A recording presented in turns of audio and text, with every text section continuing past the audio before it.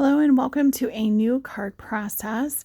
I'm so excited to have you here today. We're going to be using the Stars and Sparklers paper collection. So I have a couple of samples here of what we'll be making, and I'm going to start off by showing off this paper collection to you. So first you can get the paper by itself, or you can get it with this awesome sticker collection here. And this collection also has a coordinating Cricut cartridge along with PML cards. And let's go through this paper really quick. So each page is double-sided, and you can see the versatility that this collection has. Those are gorgeous, beautiful patriotic colors that are put together. Absolutely gorgeous. We are going to use this collection right here today. And all last but not least, I want to check out these super cool sequin stars. That is a nice little added on embellishment that is just available until the end of June. So pattern 25 and pattern 30 in the Make It From Your Heart Volume 5 book is where these patterns come from.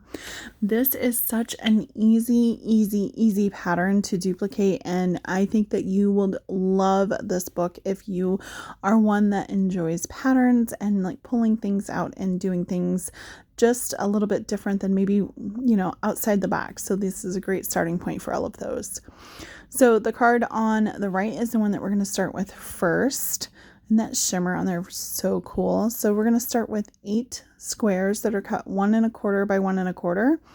And those squares are really versatile because remember that paper is double-sided.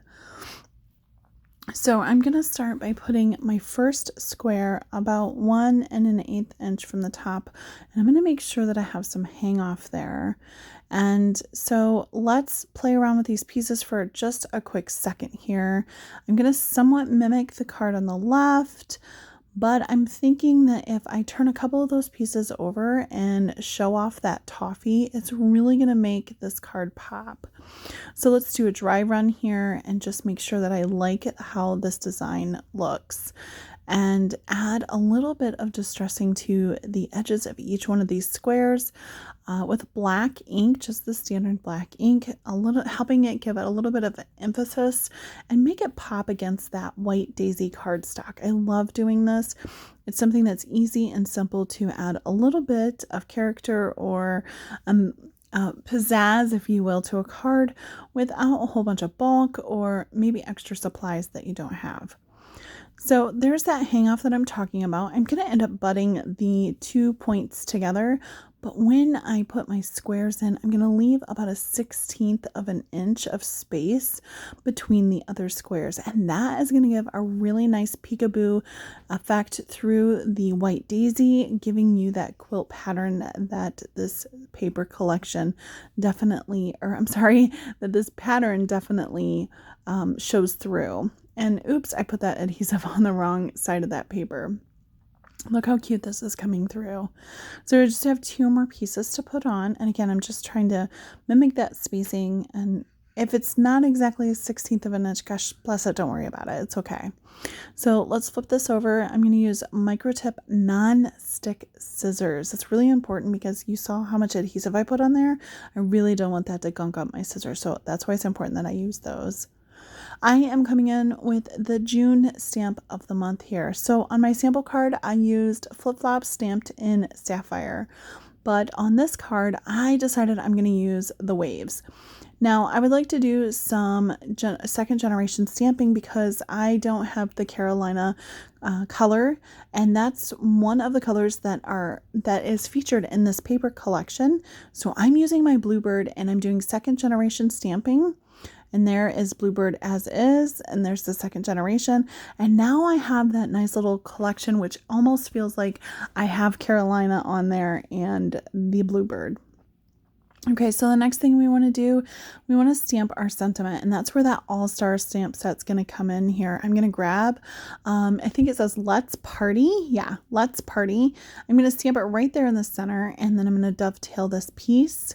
And this is on a toffee cardstock, and I'm using the true color side.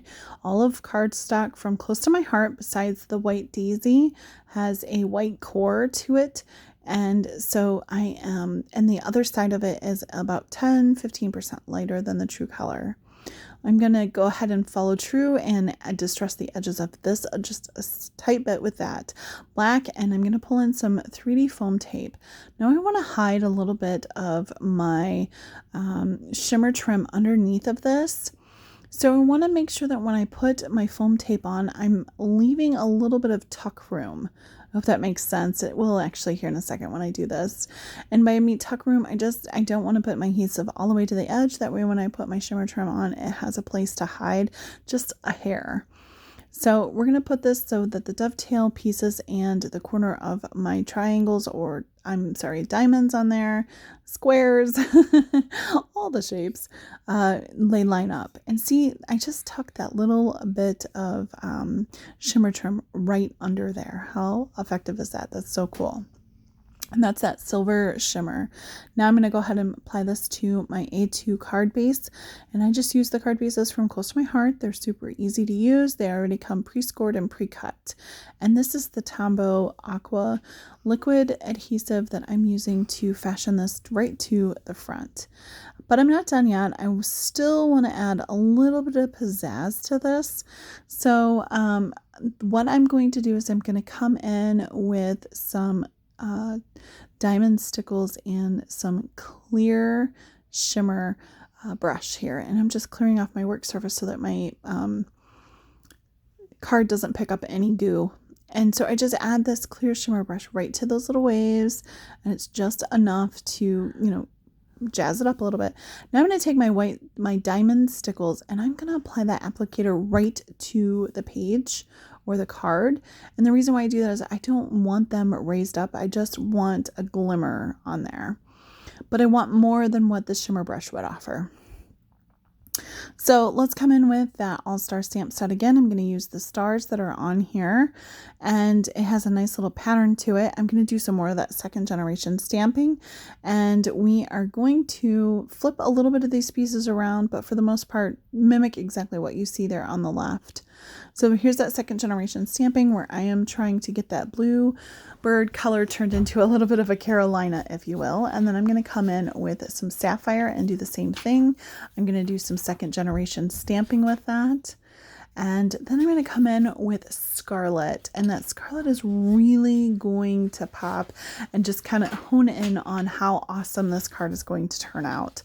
It gives it that pop of color that we need. And mind you, you don't need to cover the entire card base when you're doing this because our pattern paper covers it up. But you want enough of it for it to peek out so that you can actually see what's going on here. So on the original card, I use that sapphire stars, but here I am going to use that toffee with the celebrate behind it. Now I have coming in with a little bluebird strip and putting that down under there, and then again those firecracker stars embellishment right underneath. And then I have a little bit of hangover. I'm not quite sure how that happened, but I just flip it over and trim it off. And now I'm going to come in with this is a 3/8 of an inch shimmer trim cut in half. Right? Oh my gosh, isn't that crazy? We're cutting this in half, and we're cutting off a little bit of overhang, and that goes right on the top. And now, since it's a toffee piece of pattern paper there, and I have toffee cardstock so it doesn't blend in, I'm going to make sure that I stamp on the lighter side. I'm coming in again with my June stamp of the month, and this here is super cute. Little saying that it has a popsicle and a watermelon on it, and I absolutely love the little, but I only want to stamp up half of it. And the reason why I want to stamp up half of it is because it's a border, and I want this to be used like a sentiment for sweet summer days. Now I'm going to come in and just do an angled trim on each one of the ends of this, and then I'll come in with some more 3D foam tape. And now I don't need to tuck anything in, so I'm just going to run this right down the middle and then cut it off. And then I center it as best as I possibly can. I love this. Look how cute that this card just turned out. So great. So let's get our card base out and adhere this down. Again, that's that Tombow liquid aqua glue. I really like that for adhering things together. It doesn't bubble. I don't see any ripples that come through. You know, sometimes when you use wet adhesive, you can have that. I'm going to do the same thing that I did before. I am just applying these diamond sickles right into the insides of those stars and the starbursts that are on that stamp that we did. And then I will be able to put my shimmer brush that you saw on the popsicle and the watermelon, and these cards are done. I hope you enjoyed this quick overview and you love the Stars and Sparkles paper collection as much as I do. So if you have any comments or questions, let me know. Otherwise, thank you so much for joining me tonight, and I hope that you will be inspired to be creative and crafty with your collection of Stars and Sparkles sparklers from Close to My Heart. Have a good one, and I'll see you soon.